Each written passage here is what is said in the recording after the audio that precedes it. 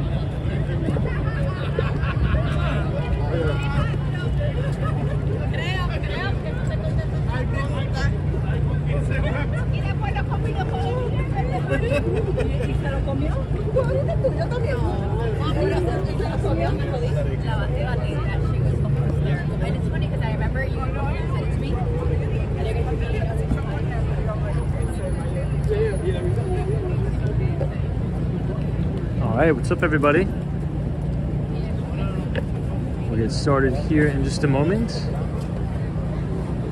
Someone says, I think Tom lost his voice. Not yet, almost there. We're about 90% of the way to completely blowing out our voice. But we still got about 20% left. Apologies for being late. I was working pretty late tonight. I was out showing people apartments till 9:30, about 9:30, 10 o'clock at night. So good evening everybody and welcome back to Walks in Wall Street. It's a beautiful Saturday night here in New York City, but it was pretty cold today. It was cold and rainy and windy.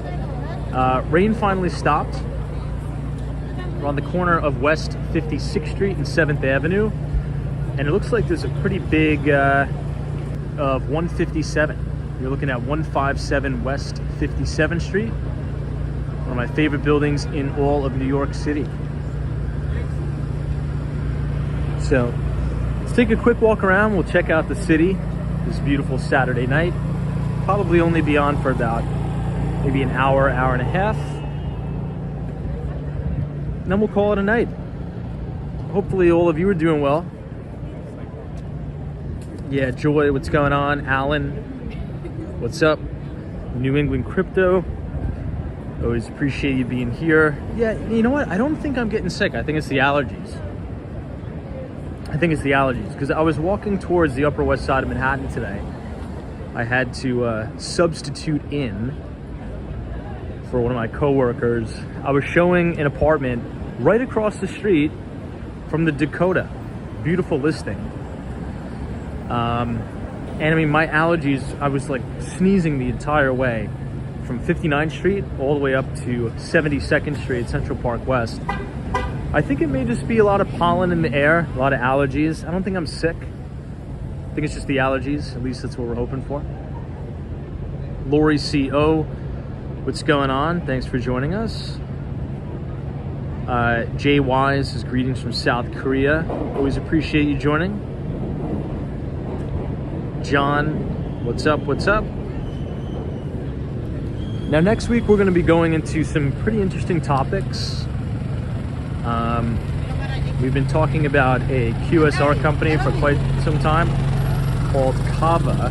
C-A-V-A is the ticker symbol. And it appears that they're breaking out from an interesting IPO base. But essentially what this company does, it's like a Chipotle for Mediterranean food. So for all of those who are big fans of Mediterranean cuisine, it's just like a quick service restaurant for that type of cuisine style. And I'm covering the stock, covering the company. And what I'm trying to model it after is the growth trajectory and the scalability of Chipotle, also Wingstop too.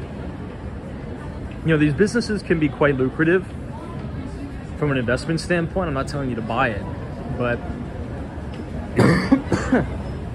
the scalability of these businesses is really what kind of makes it extremely profitable and extremely lucrative. Because if you think about something like Chipotle, right? Very quick, very easy, healthy, right? Kind of using air quotes when I say healthy. Chipotle is not the healthiest thing, but it's definitely healthier than eating McDonald's, right? Even though it's super high in sodium, I think you get the point. I feel as if Cava is the same way. They have a pretty good stronghold on their supply chain. They have pretty good ingredients, this basic menu that doesn't confuse people. And they're starting to develop a cult-like following, which is very important, which is kind of what Chipotle has. So essentially the calculation, or how you model this company, is very simple. It's what is the average revenue per store, or average profitability per store? What's the average gross margin per store? And then tack on like a growth trajectory. You know, are they going to expand, you know, for example, 2 stores a month, 3 stores a month, and whatnot? And if they can continue to be successful, you know, maintain those revenue estimates, maintain the profitability of each store, and if this thing can scale, it's a pretty big business. Excuse me. So we'll be talking about that next week.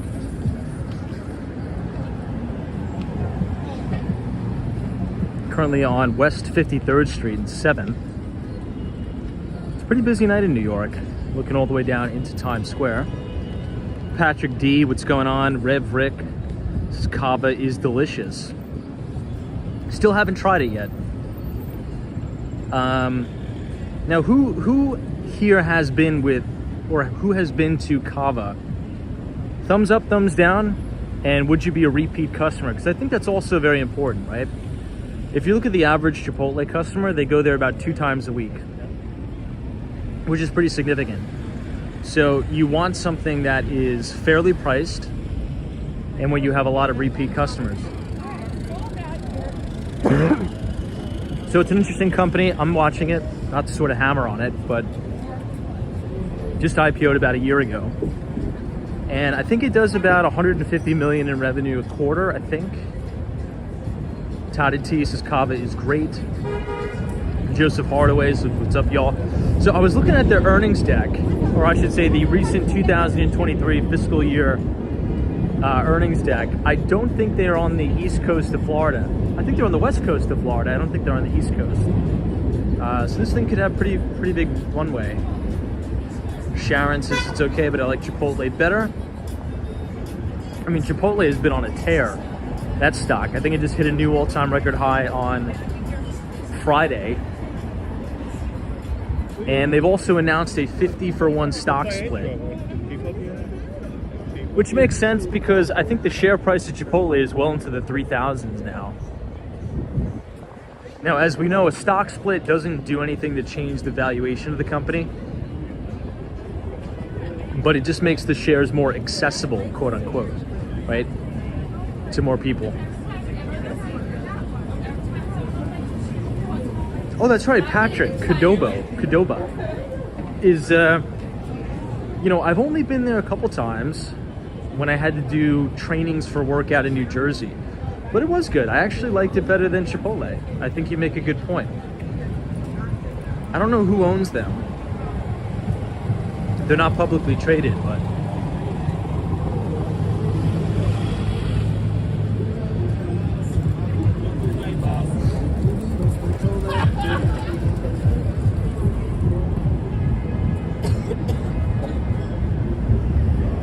Rev Ricks, we have one here in Charlotte area, in a mixed use area, high quality food at a very reasonable price.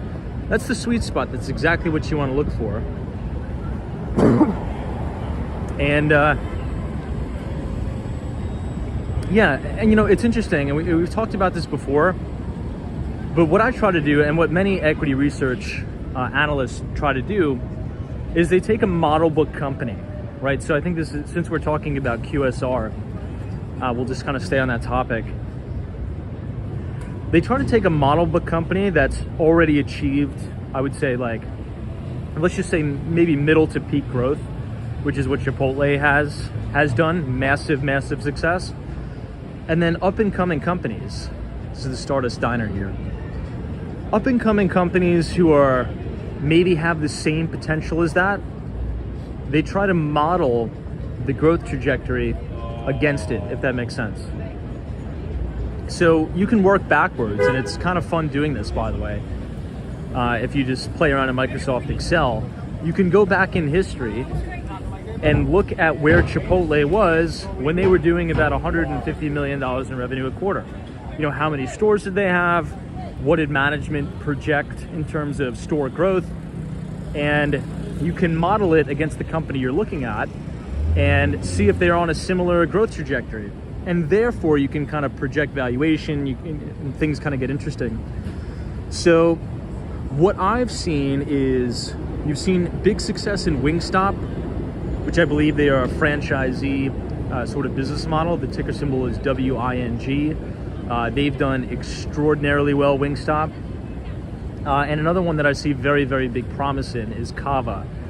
You also have other publicly traded ones like Sweetgreen not doing too well. Shake Shack not doing well at all. I think those are probably the big three that's worth looking at. Chipotle, obviously, right? Huge moat there. Scale. It's essentially scalability is everything that you need to be looking at.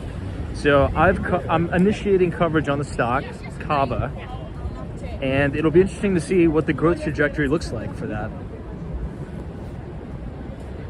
Paul says, Tom, Qdoba is owned by Butterfly Equity. Let me take a screenshot of that. I think Qdoba is better than Chipotle, but they don't really have any in Manhattan.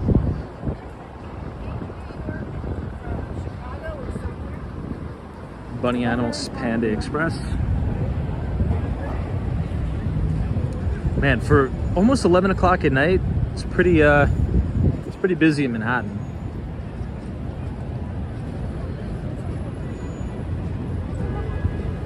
Genesis is, what is the temperature in the city now? Probably like 55 maybe. It felt cold today. It was very windy, and it was also rainy. It's pretty much raining on and off all day today in the city.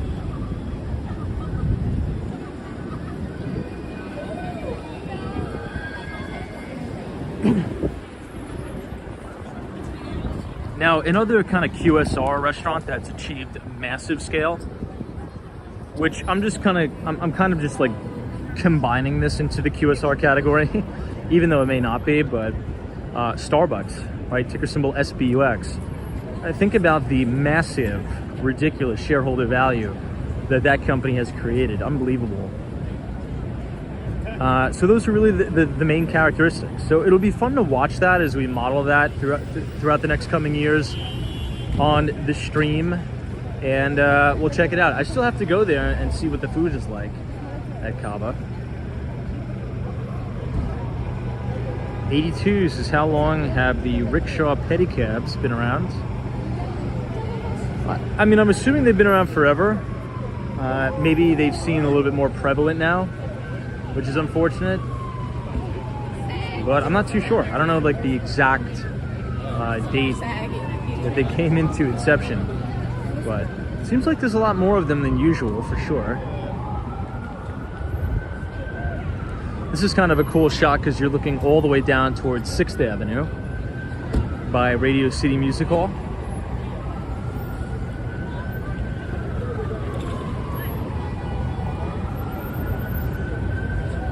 Now, speaking of restaurant brands, Red Lobster has filed for bankruptcy. They're looking for a buyer. So again, if you think about like those types of restaurant businesses, something like Red Lobster isn't really that scalable. You know, people have to sit down. It's not very takeout centric, and it doesn't really fit with kind of the modern American culture, right? Everybody's on the go nowadays. And I feel as if a restaurant like a Chipotle or a Cava or a Wingstop fits the narrative, or fits the spending habits, and fits the, let's just say, the lifestyle of the average everyday American a lot more than, you know, sit down dining. It's a lot more scalable too. Very basic menu, not a lot of menu option choices, very concise. So it kind of tells you where things are headed.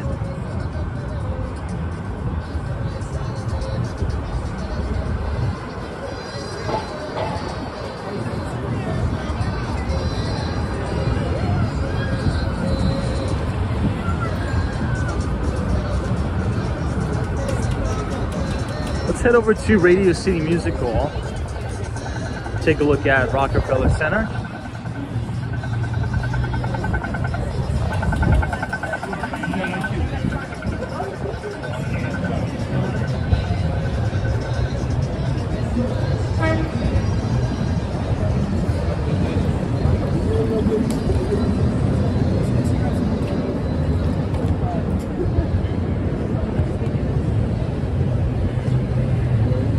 Now, next week is going to be a pretty big week too, and we're going to cover this tomorrow on our Markets Look Ahead live stream. But it's going to be a very big week for earnings. I'd say the number one most anticipated report for next week is going to be Apple, ticker symbol AAPL. Now, one of the main things that we've been talking about as it relates to Apple is the Vision Pro. Now, there was an article that came out that says initial sales were quite lackluster, which is kind of surprising. I thought they were really going to blow it out of the water with that product. So maybe Tim Cook will give us some additional insight into that, but we'll see. And then obviously from the cloud computing giants, we're going to hear from Amazon. Ticker symbol AMZN.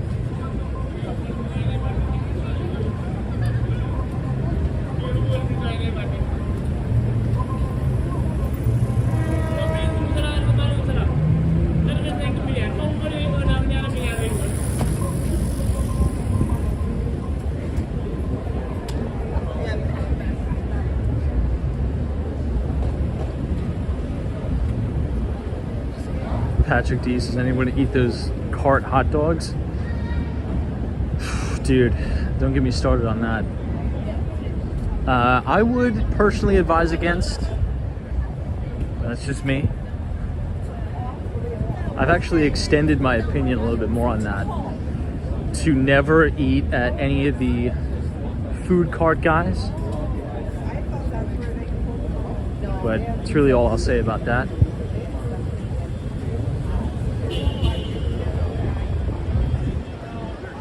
As the stream has grown, I kind of got to be careful with what I say, but that's just my opinion. I won't hammer on it too much, but I would never eat there.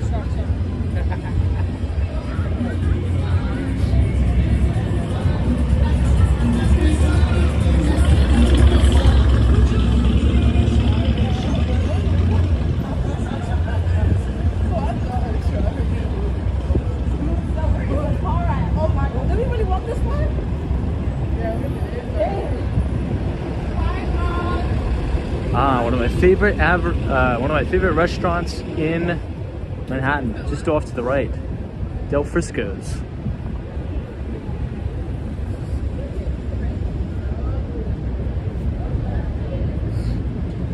RK says, I heard Samsung has overtaken Apple in sales, I believe for the iPhone. Now maybe that's another negative catalyst for the stock. In the newsletter we put out, if you look at the top 10, actually the top 10 companies in the S&P, there's only 2 companies that are trading above their 50-day and their 200-day moving average. Number 1 is Google, Alphabet, and I think number 2 is Eli Lilly, I think.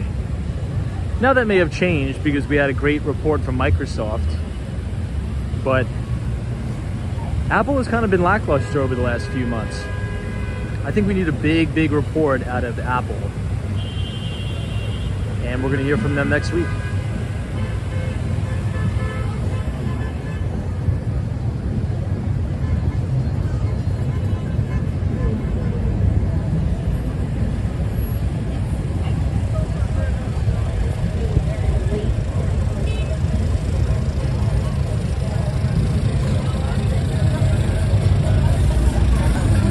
was reading some statistic.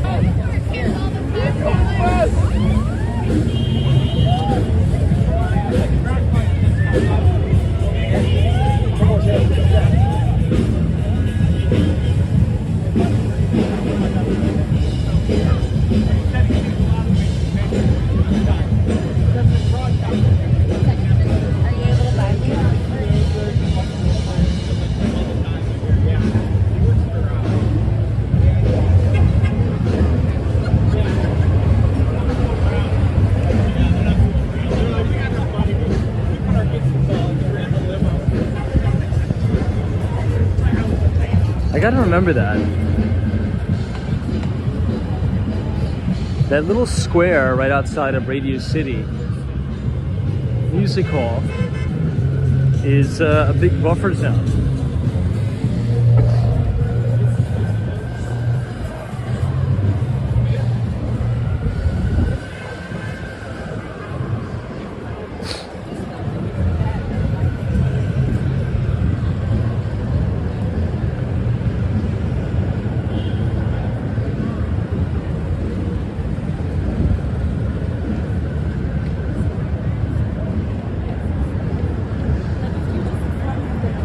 So from 50th Street to 51st Street and 6th, there's no internet, which is kind of unfortunate because it's one of my favorite spots in the city. It's a pretty good spot.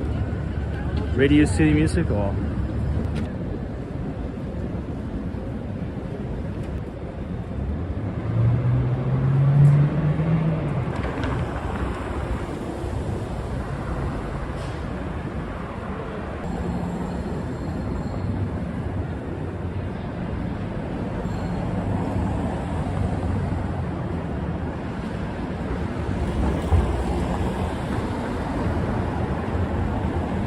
Okay, I think we should be good.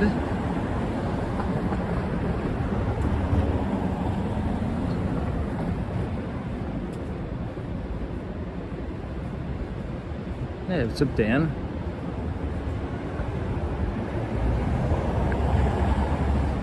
Weekend's good, busy. Busy. I was out with buyers till probably 9:30. Almost 10 o'clock at night. Pretty close on a few deals though. It's an interesting market. It's a very, very interesting market. It's either one of two things, and I was kind of joking with my boss about this today. It's either I'm going to sell $10 million worth of product next month, or it's going to be zero. There's zero in between in this market. It's tough. But things are working.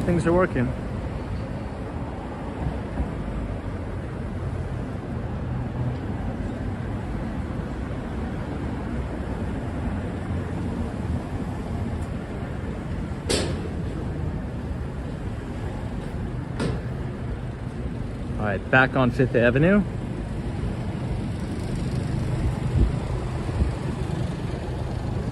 Now, I've noticed that the signal is usually good if you stay on the main avenues here. It's when you kind of go down the side streets, and particularly near, Radio City and the like, where it's a little bit fuzzy.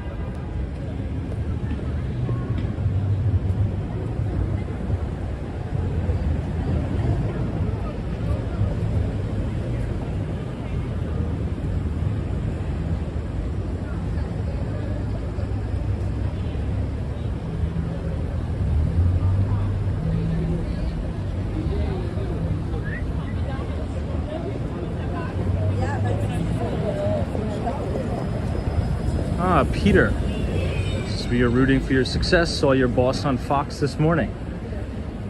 Oh, that's right. Yeah, she was on Fox and Friends. Now, to Peter's, point. Here's what's really, really difficult right now. Obviously, the sales cycles are quite long. So the problem is, if you were looking at, let's say, $2.5 million product with clients in February, and they're just coming around now to make a decision, if they're not cash buyers, it throws everything out of the equation. Because what have we been talking about for the last 6 months on the live stream? Well, interest rates have gone up substantially, right?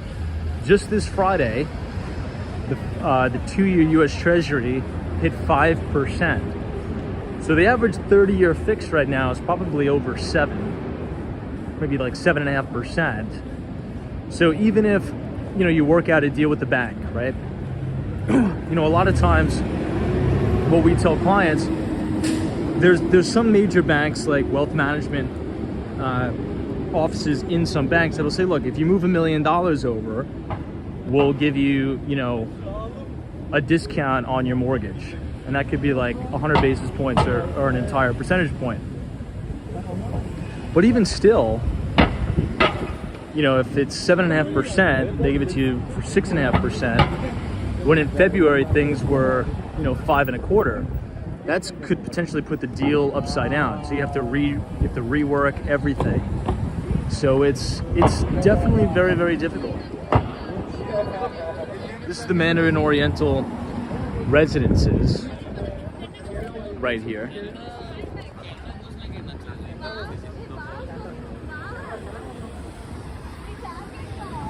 Brad says you missed the last couple of walks. Oh no, I wasn't on Fox. My boss was on this morning, talking about the market, things like that.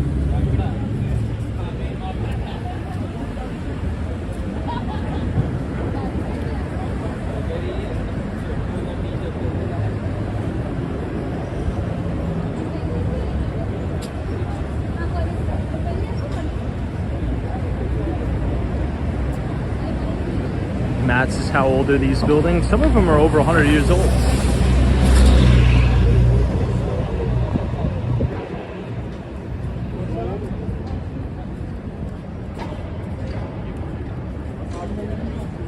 Look at how beautiful the facade is.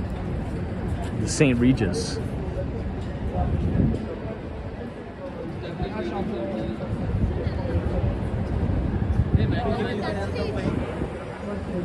Peter says, as I recall, around Christmas time, you had a goal of about 25 million in sales by the end of the year. Yeah, and I think I'll hit that. I think I'll do it, but it's going to be tight, but I think I'll do it.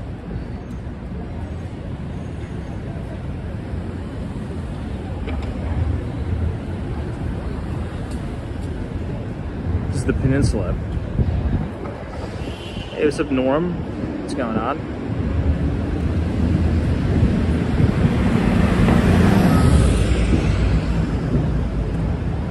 Now, hopefully next week all the traffic will die down, because I think the president is no longer in town, right?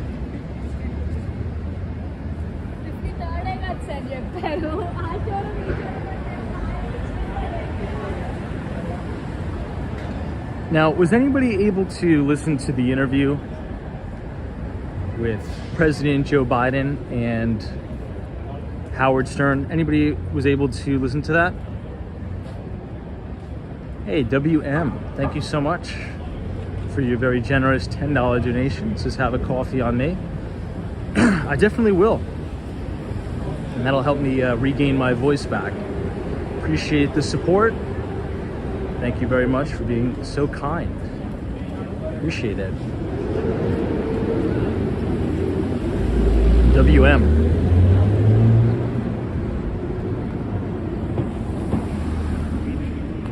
Now here is Trump Tower.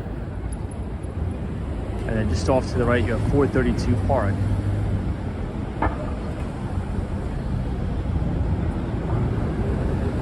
Peter says you saw excerpts of it. It was a fiasco, too many gaffes. I saw the same thing as you on the YouTube channel, Howard Stern's YouTube channel. For some reason, he didn't put up the whole interview, which is weird, right? Maybe he wants you to sign up for the, what's it called? What's the platform that Howard Stern is on now? He's pretty much keeping the entire company alive single-handedly with his show, SiriusXM. But I watched excerpts of it, and I will say one thing.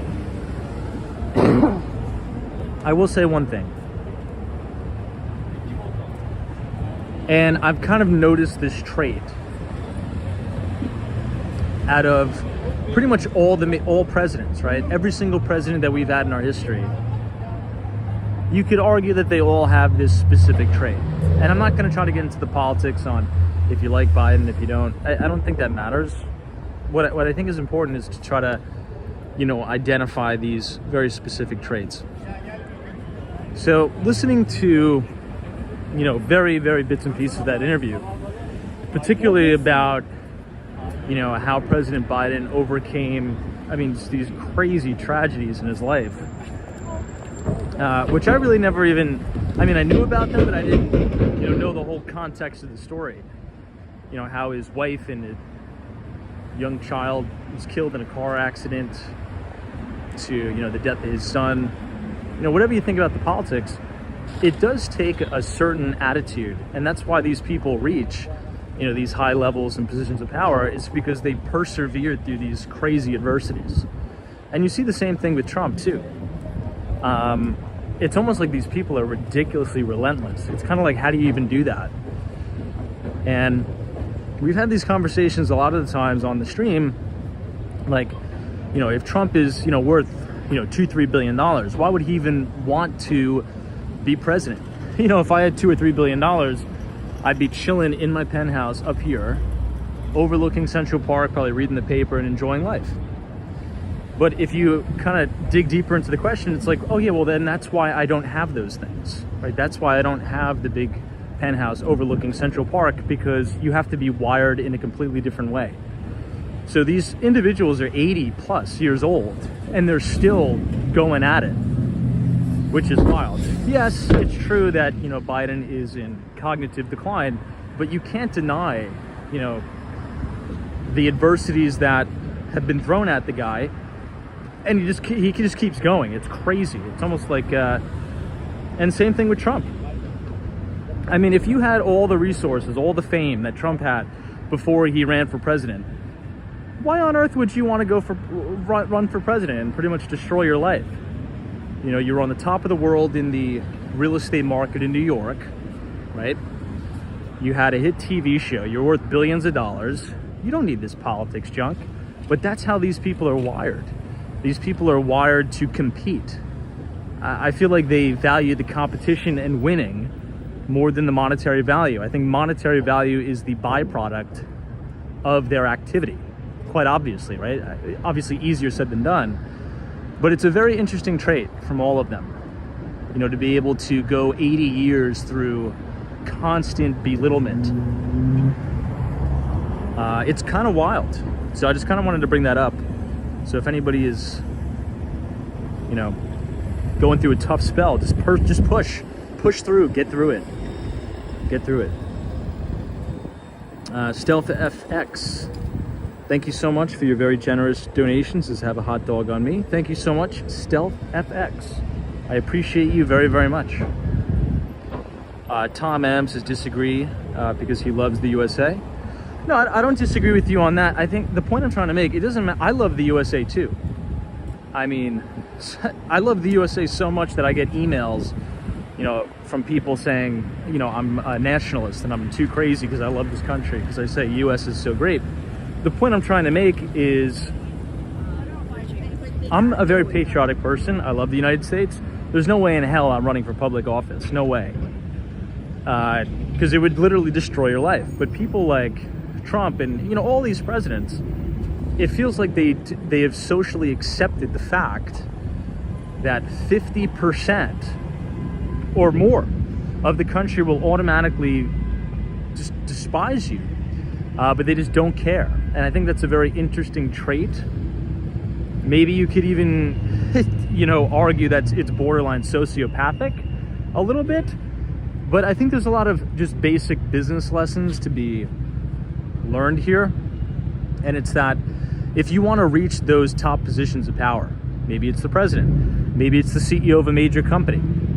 You need to be so ridiculously, almost like sickeningly persistent. Like, be able to persevere through any type of adversity, and you just need to continuously hammer on. And I don't know, I just, it's Saturday night. That's kind of what I took away from that interview. And again, I'm not a Biden guy. If anything, I'm more of a, well, definitely a conservative. But from kind of listening to that interview, having your wife and kid die in a car crash, and then has the son die of cancer, it's like, and then to still persevere and do it, it's like, why are you doing this stuff? I don't think I would. And it's the same thing, with Trump and the like. That guy, I mean, at 80 plus years old, I don't understand how he has all the energy for this stuff. To go to Lower Manhattan and deal with all these criminal proceedings and trials and still persevere and want to be president again. It's crazy. I couldn't do it. I mean, I'm just being honest. I couldn't do it. Definitely couldn't do it.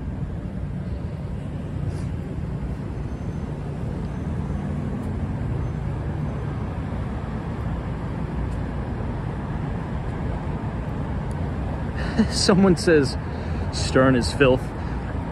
Okay, whatever you think about Stern, that's not the point. The point I'm trying to make was that I think you guys get the point.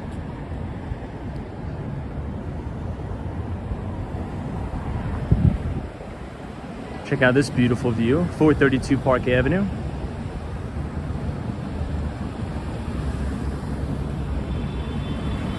Anyway, to me, it just kind of says, whatever you're going through in life, you can find a way to make it work. You can find a way to dig your heels into the ground, persevere, and just be relentless. Be an absolute savage and just go through life and persevere and get what you want.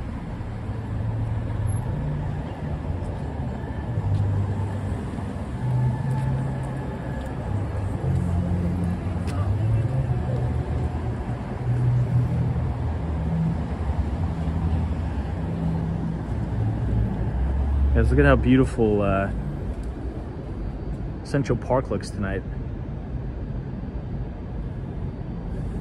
It's like a peaceful oasis amongst the chaos of the city.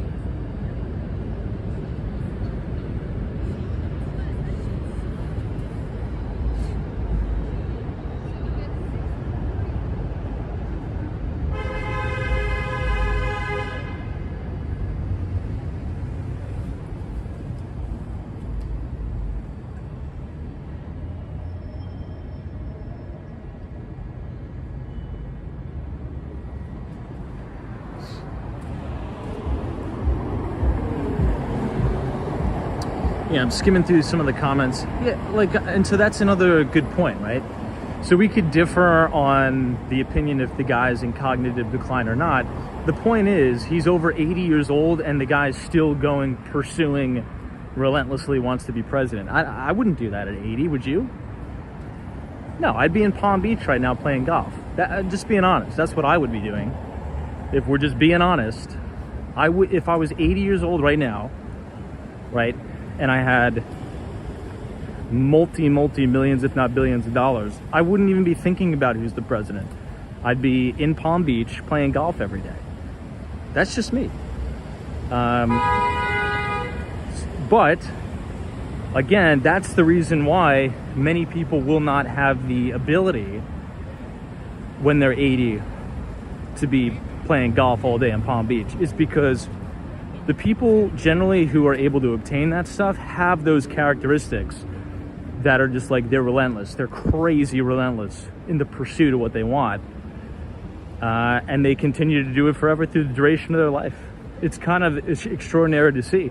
I think Elon Musk is one of those people who exemplifies that behavior too. The guy's worth billions and billions and billions of dollars, and this guy's still sleeping on the factory floor. It's crazy. These people are definitely wired different. It's pretty admirable. It's pretty inspiring too.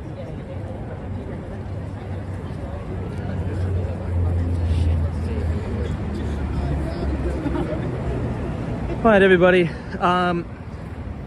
It's getting late. Apologize for being late. I was working late tonight, but we're gonna have to call it a night here. If you guys enjoyed the live stream, feel free to leave a like on the video. Subscribe if you're new, and tomorrow we will we'll be on time. Fingers crossed. So thank you all for joining. Have a wonderful rest of the weekend. Again, go ahead and check your emails because I did send out the latest issue of the Behind the Street newsletter. And we'll see you all right back here tomorrow night. So Joel PM, thank you so much. Abdullah, Stealth FX, Michelle Henry, Kelly, appreciate it.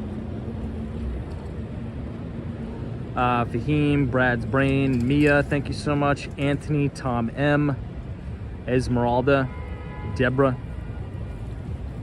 Guys, take care. Whatever you want in life, pursue it, and be relentless.